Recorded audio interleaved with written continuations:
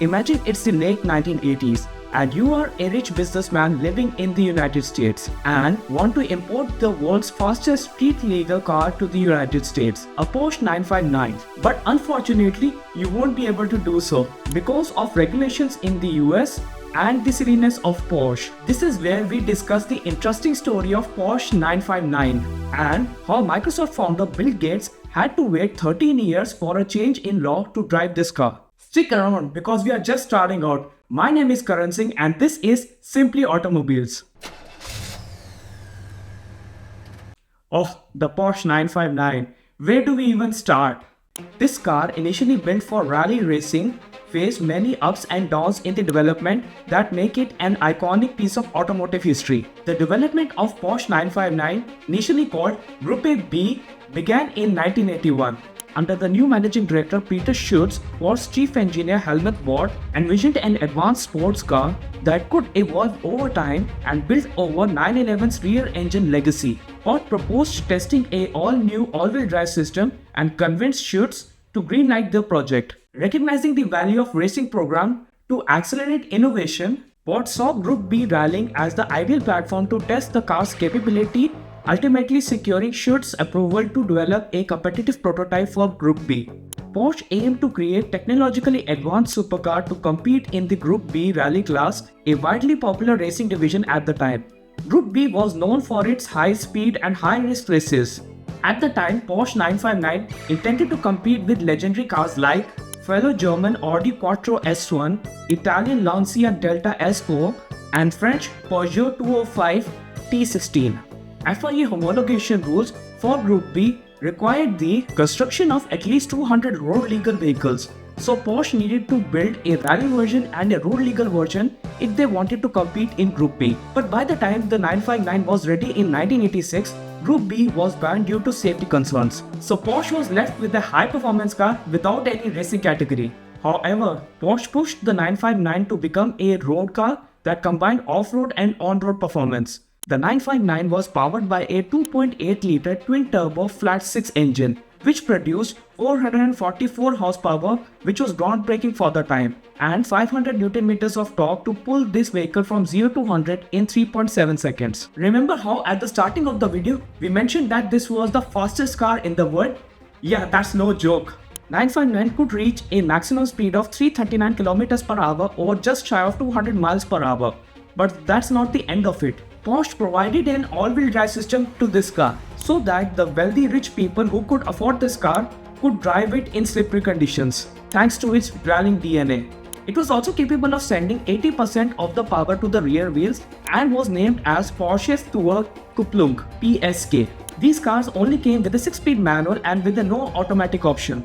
Interestingly, the first gear of this car was labeled as Gelände, which translated from German as terrain. To make a lightweight and rugged body shell, Porsche adopted an aluminium and Kevlar composite for the body panels and chassis construction, along with Nomex floor, instead of using steel, which was normally used on their production cars. Mind you, we are talking about a car in the 1980s. This car was certainly way ahead of its time.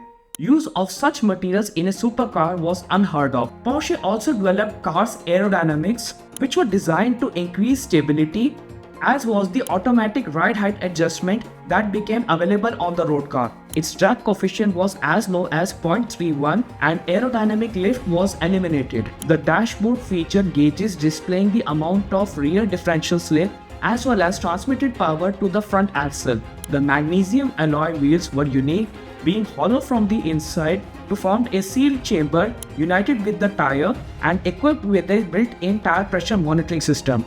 The 959 was produced at Karosseriebauer in Stuttgart, Germany. On an assembly line, Porsche inspectors oversaw the finished bodies. Most of Porsche's special order interior leather work was also done by workers at Bauer. Porsche Group B prototype was unveiled at the 1983 Frankfurt Motor Show, with final touches completed just few hours before the display.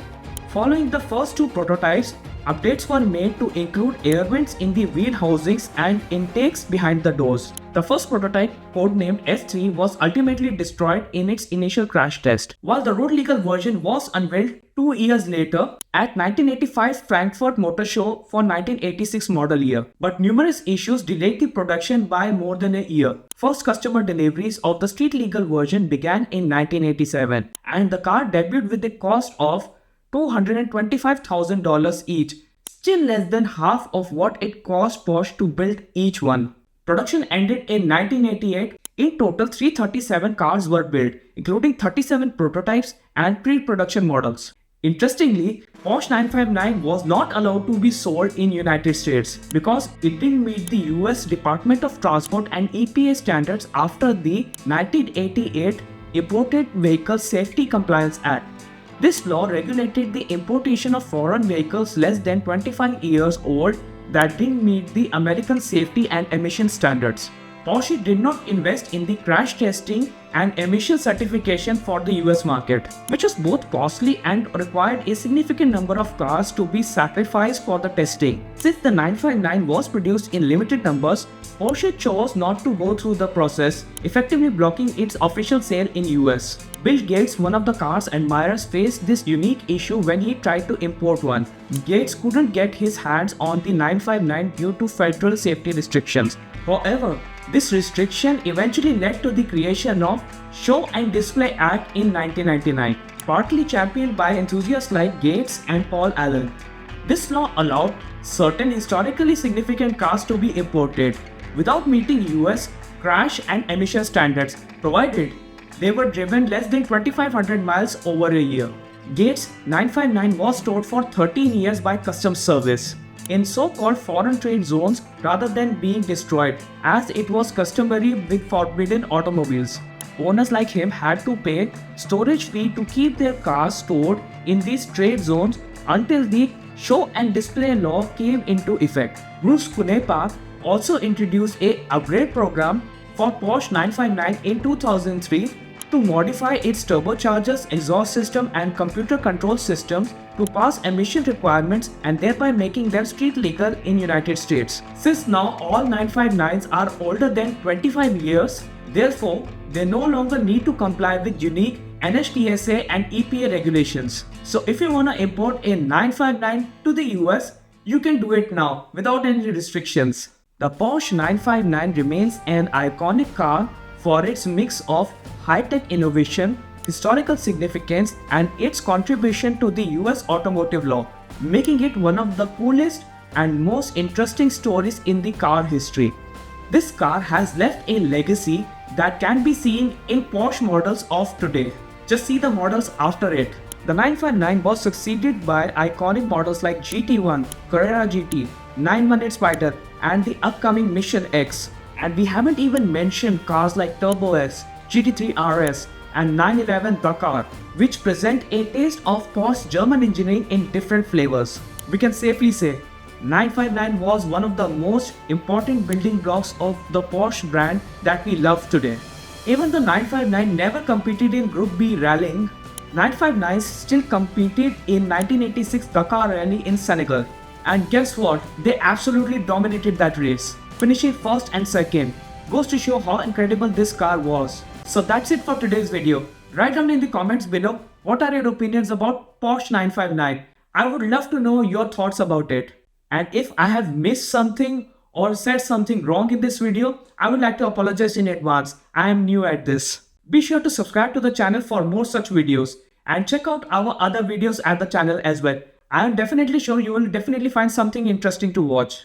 And see you soon in a future video. Goodbye.